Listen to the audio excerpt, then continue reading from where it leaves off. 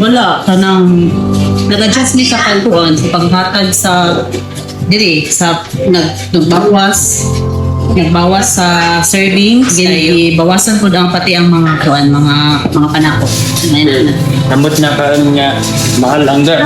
Gagamit man mo ang gas. Oo, gagamit pa mi og gas. Dako na kayo sa kuan. Dako gi pay mo mo ang kanang pakuan kaning sa pag-places kang so nag-adjust na lang diri sa among baligya pero na siya hinan siya pero hindi siya pareha sa mga mas barato ang pagtutunan sa merkado o sa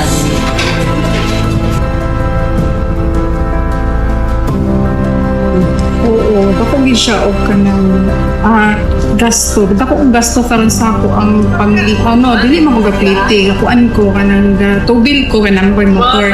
So na man gud sa ako ang tubil sa motor mo full tank lang siya og 140 to 150. Karon ang full tank niya mo kabat na siya og 253. So dugang siya 100. Dako kay na siya kawad ng 100 pesos every 5 days man gud ang full tank sa akong motor ba. Di ba nagtaas na gihapon tanan ang bugas importante kaayo. Ako mi kayo sa naitabo ng prices na takong paginapon. Mga ko lang may ingon is grabe ito kalusadang panahon karon gabi na kaning crisis na then gabi na sa ako and sa akong parents na minimum wage na nagpildo. Kasi di karon nga panahon niya. Sa part ko na ako at student, dito tayo ngayon sa akin na ang kubil na dili na makaya sa kong budget ito.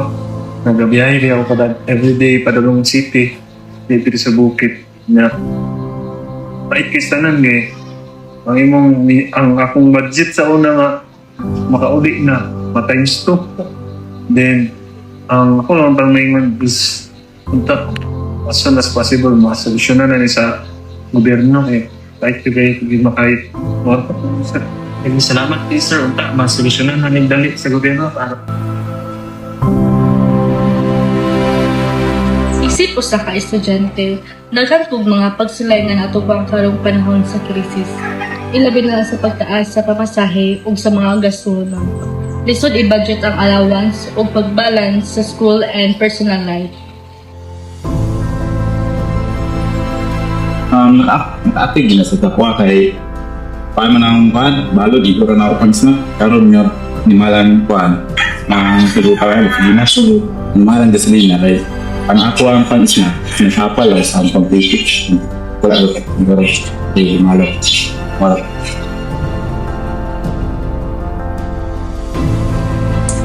yes especially nag-travel ko pero may kadami lang na kung sa rogog ka, pila na ang pangkaroon, pila na ang prices sa gas.